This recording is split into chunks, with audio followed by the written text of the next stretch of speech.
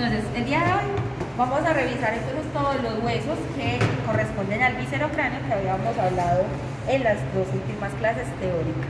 Entonces vamos a empezar casi en el mismo orden, los vamos a hablar, pero pues digamos que va a haber una pequeña variación. Empezamos con el hueso maxilar. Entonces les recuerdo que el hueso maxilar va a ser un hueso que va a ser constituido por dos huesos maxilares. Va a tener una unión en la región medial hacia la parte inferior, que es lo que se llamaría pues como la sínfisis. Y en relación a esa porción inferior nos encontramos con una primera fosita que yo se la referí, que se llama la fosa mirtiforme, que es donde se va a ir a insertar un musculito que se llama el depresor del tabique nasal. Inmediatamente por encima de esa mirtiforme vamos a encontrar la espina nasal anterior. Ahí también se puede llamar prostio, ¿no? Por ahí escuché. ¿Se le debe llamar? Prostio, ¿no? Prostio. No conozco ese nombre, pero lo buscaré. Entonces tenemos la espina nasal anterior. Luego seguimos en ese borde inferior y nos vamos a encontrar todo lo que corresponde a las apófisis alveolares en sus estructuras, ¿cierto? Que si lo vemos entonces en el borde inferior encontramos cada uno de los alvéolos separados por un tabique y que finalmente cada uno de ellos va a ir el diente correspondiente. Siguiendo entonces en este borde superior o en este borde anterior del maxilar nos vamos a encontrar a la altura de un hueso, de un diente que se llama canino, esta fosa, mírenla acá. Esta es la fosita canina que también les expliqué que se forma por la inserción de un músculo que se llama el músculo elevador del ángulo de la boca. Aquí está. Inmediatamente superior a esa fosita vamos a tener este que es el foramen infraorbitario, este que está aquí. Ese foramen va entonces también a relacionarnos hacia la parte lateral, lo que se denomina la apófisis cigomática del hueso maxilar, que articula entonces con el hueso cigomático y forma esta sutura que se llama cigomático maxilar. Y hacia arriba va a formar la apófisis frontal del hueso maxilar. Esa apófisis frontal entonces nos va a dar un borde medial que nos ayuda a la formación de esta abertura que se llama la abertura piriforme. Eso sería entonces lo que nosotros podríamos ver en una vista anterior del hueso maxilar. Luego nos vamos a una vista lateral y aquí lo que vamos a encontrar es esta porción vertical que va a estar relacionada a este borde que está en la parte inferior y eso es lo que llamamos la tuberosidad del hueso maxilar, que les recuerdo que hace parte de los límites de una fosa que se llama tempopalatina. Esto, lo vertical.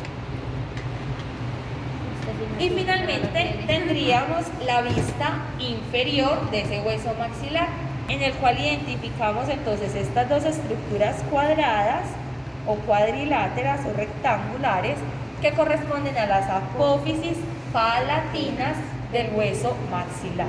¿Listo? Les recuerdo, esas apófisis van a tener una superficie rugosa hacia el borde infrapalatino y ahí es donde se inserta toda la mucosa de la cavidad oral y este es el paladar duro de la cavidad oral o techo de esa cavidad. Y al contrario, aquí por encima de esas apófisis palatinas, que entonces lo denominamos suprapalatino, vamos a encontrar la relación con la fosa nasal y por eso forman el piso de la cavidad nasal. ¿Correcto?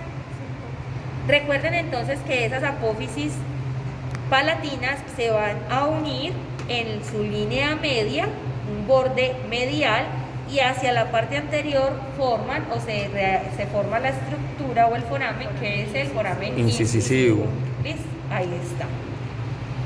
Luego, hacia la parte posterior tienen otro borde, que va a ser el borde que va a articular con la porción o la lámina horizontal del hueso palatino. Entonces lo van a ver bien porque en este se ve muy bonito la suturita. Listo, miren ahí la linecita, cómo se ve la suturita. Pero esa sutura Se tiene ve muy algún bien nombre. definida. No, porque es la articulación, entonces simplemente se determina la unión del borde anterior de palatino con el borde posterior de la apófisis palatina. Es este. Sí, esa linecita que se ve ahí delgadita.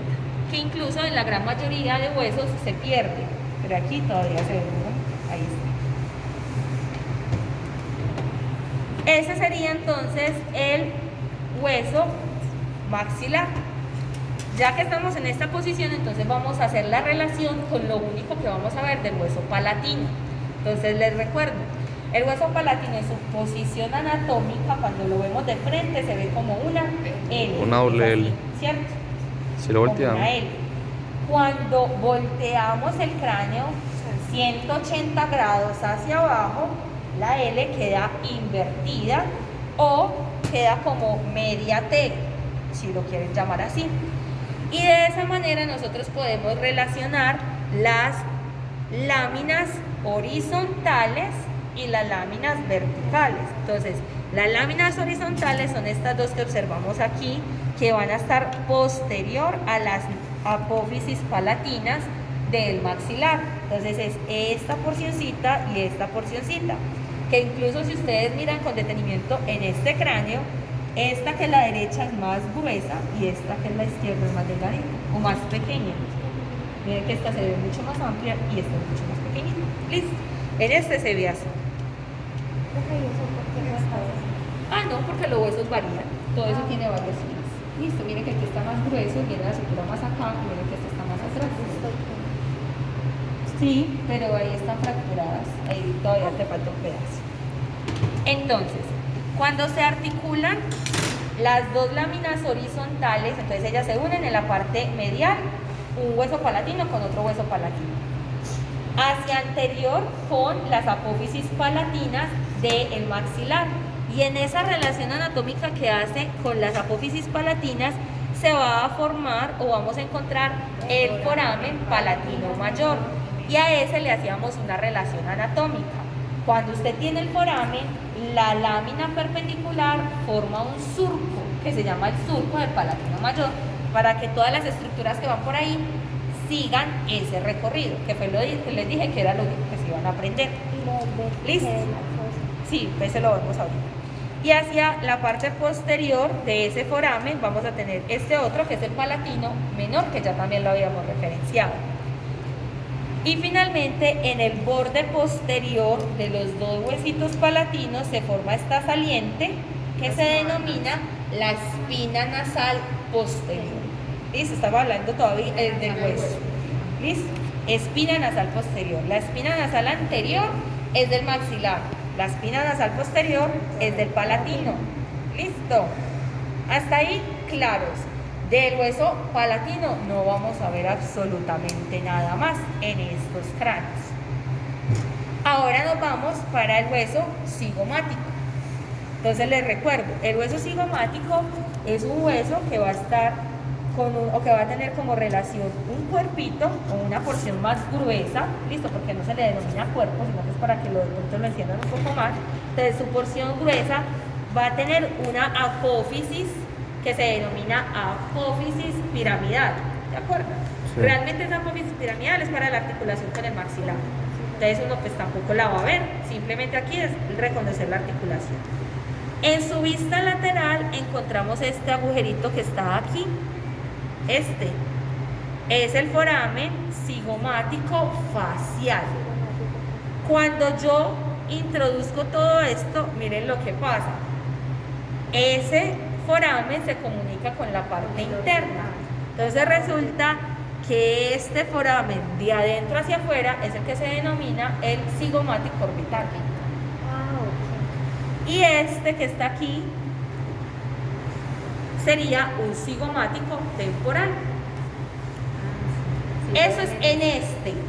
No en todos los cráneos se ve exactamente igual. Este, por ejemplo, puede ir más hacia aquí, o por ejemplo, el orbitario puede ser un poquito más lateral. Eso va a tener variaciones.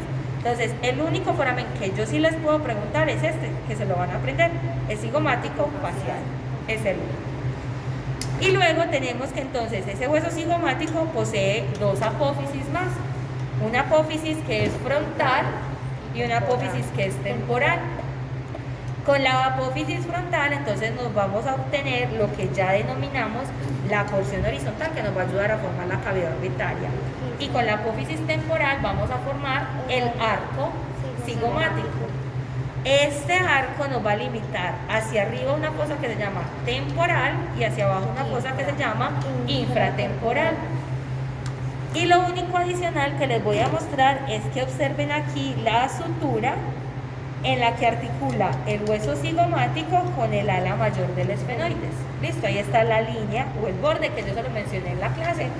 Entonces ahí es para... Eso es lo único que se van a aprender del cigomático, no hay nada más. Ahora nos vamos para los huesos que están en la línea media y tenemos los primeros, los dos huesitos nasales. Son dos láminas óseas que van a tener una forma rectangular también y se le describen 4 bordes. Un borde medial que articula con el hueso nasal del otro lado. Un borde superior que articula con el hueso frontal. Y esa articulación nos va a dar un punto craneométrico que se llama nacio. Nacio. Tenemos un borde lateral que articula con la apófisis frontal del maxilar y un borde inferior que articula con las porciones cartilaginosas de la nariz. Adicionalmente, en su región interna, el hueso nasal se va a relacionar a la lámina perpendicular del etmoides por la formación del tabique nasal. Listo. También les había mencionado que iban a encontrarse estos dos agujeritos que están aquí, que son los forámenes nasales, que por ahí realmente lo que pasa es